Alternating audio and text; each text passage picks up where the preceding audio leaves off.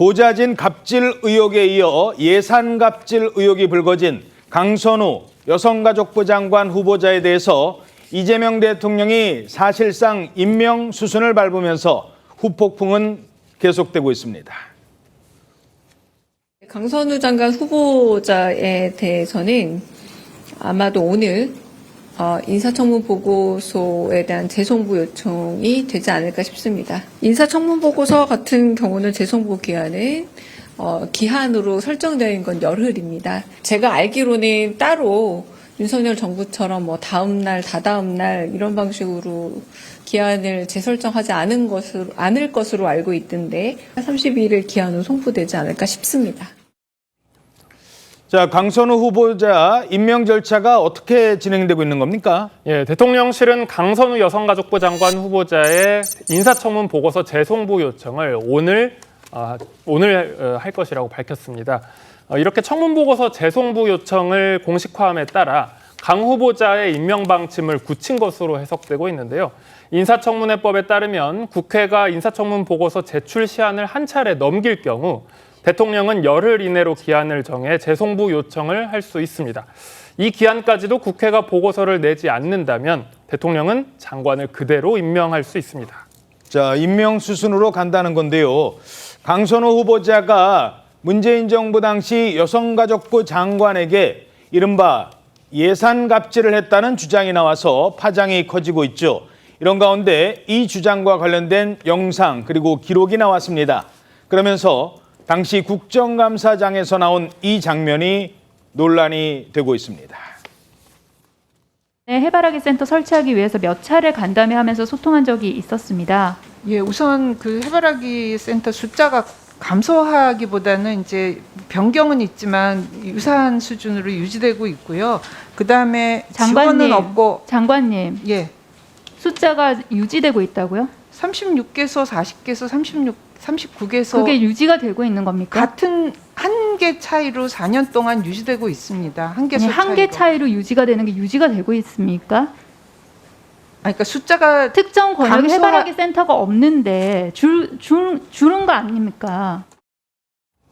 자, 당시 저게 어떤 상황이었던 겁니까? 네, 지난 2021년 국정감사 당시 상황이었는데요. 정영애 당시 여성가족부 장관을 상대로 그때 당시 민주당 이 강선우 의원이 지역군의 성폭력 피해자 지원센터 관련 질의를 하면서 나온 장면입니다.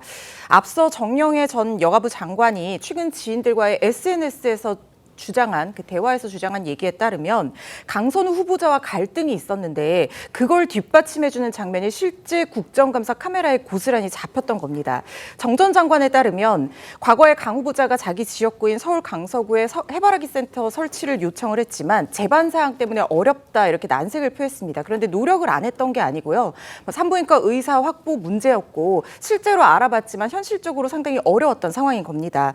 그랬더니 강 후보자가 하라면 하는 거지 무슨 말이 많냐라고 하면서 화를 냈다는 거거든요. 하라면 하는 거지 말이 많다. 그렇죠. 의원이 하라고 하면 하는 거지 뭐가 말이 많냐 이렇게 화를 냈다는 것이고 이후에 여가부 기획조정실 예산을 삭감했다라고 주장을 했습니다. 이게 일종의 보복성 조치가 아니냐 이렇게 여겨질 수 있는 부분이라는 생각이 드는데 정 전 장관은 결국에는 강 후보자를 찾아가서 사과를 한 뒤에야 예산을 되살렸다 이렇게 회상을 하기도 했습니다. 자, 정영애 전 장관은 당시 강 후보자가 여가부의 예산을 삭감했다고 주장하기도 했습니다. 이 내용이 공식 문서로도 확인이 됐다고요? 네, 그렇습니다.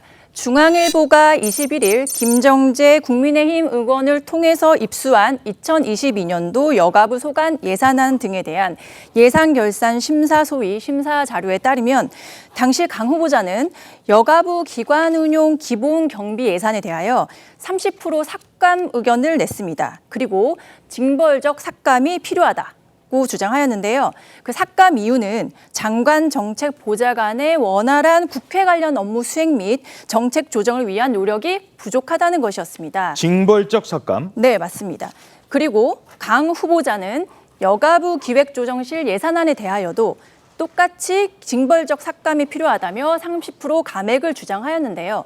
마찬가지로 기획조정실의 원활한 국회 관련 업무 수행 및 정책 조정을 위한 노력이 부족한 상황이라는 이유를 댔습니다. 해당 자료는 2021년 11월에 작성되었습니다. 자, 강 후보자가 예산 갑질을 했다 이런 의혹까지 제기가 됐습니다만 대통령실에서는 임명을 강행하자 야권에서는 이런 비판이 나오고 있습니다. 여론은 듣는 척, 고뇌하는 척, 소통하는 척 신용만 내고 결국 갑질 척근을 안고 가는 답정너식 결정으로 보입니다. 갑질 불패, 아부 불패, 척근 불패가 아닐 수 없습니다. 자기의 이부자리를 챙겨주던 아부의 달인도 도저히 포기할 수 없었던 모양입니다. 이재명 대통령 정치 오래 했기 때문에 강선우 후보자의 임명이 본인 정권에 독이 된다라고 하는 것 모르지 않을 겁니다. 지금이라도 임명 철회하십시오. 이렇게 갑질 논란이 커졌는데도 임명 철회를 하지 못하고 있는 것은 예전에 이부자리 한번 펴줬던 그때 그 추억 때문입니까? 그러지는 않으리라고 믿습니다. 자, 두 사람 모두 이부자리 얘기를 하는데 이건 왜 나오는 겁니까? 예, 이 대통령이 지난 2023년에 단식에 들어간 적이 있습니다. 당대표 시절이었는데요. 당시 당 대변인이었던 강선우 후보자가 이부자리를 정리해주는 모습 지금 보시겠습니다. 정리해주는 모습이 공개된 적이 있습니다. 최근 강선우 후보자의 갑질 논란이 불거졌을 때 이 당시 모습이 재조명되면서 일각에서는 이 대통령 이부자리 봐주던 모습과는 180도 다르다라는 비판이 제기된 바가 있기 때문입니다. 야권에서는 이때 일을 되새기면서 강 후보자에 대한 지명 철회를 요구하는 중입니다.